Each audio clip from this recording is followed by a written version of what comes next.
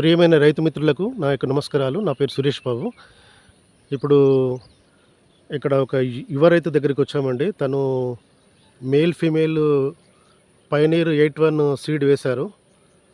ఇక్కడ కనిపిస్తున్నది male, female. ఇది ఒక 2.5 ఎకరాలు ఉంది ఇది కంప్లీట్గా. వీరు మన అప్సైటీ వాడడం జరిగింది. ఒకసారి రైతు మాటల్లో అప్సైటీ వాడడం వల్ల కలిగిన లాభం ఏంది ఒకసారి తెలుసుకుందామండి. నమస్తే. నమస్తే. ఏం పేరు నీ పేరు? సార్ నా దారాయణ పోషాలు బొట్లవలపత్తి గ్రామం. Okay okay. ఏ మండల్ ఇది? ఇది ధర్మారం మండల్. ధర్మారం మండల్. ఓకే. ఇప్పుడు మీరు అప్సైటీ వాడింది కదా ఈ మేల్ ఫీమేల్లో. అవును సార్. దీనివల్ల మీకు ఏం లాభం కలిగింది? సరే ఇన్ని సంవత్సరాల సంది ఈ రకంగా అంశ హైట్ మాకు తెలియదు. ఈ సంవత్సరం వాడిన సంది మంచి వీలింగ్, మంచి గంట శాతం గ్రోతింగ్ మంచిగా ఉంది.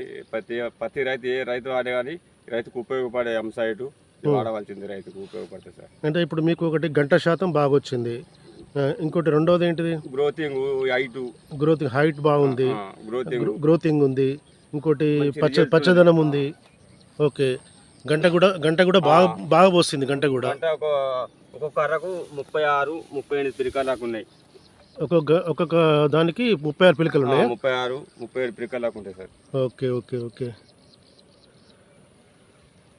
ఓకే. అంటే మీరు దీనివల్ల మీకు దిగుబడి ఎక్కువ వస్తుందని మీరు సార్ పక్కా ఇన్ని సంవత్సరాల కానీ ఇప్పటి వరకు చెప్పన్నా 3-4 క్వింటాలు ఎక్కువ వస్తాయి ఇన్ని సంవత్సరాల కానీ అంశ హైట్ అన్న. ఓకే.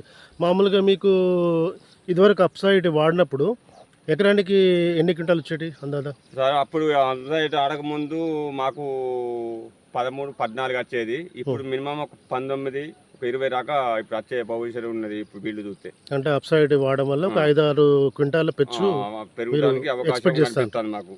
Okay okay okay.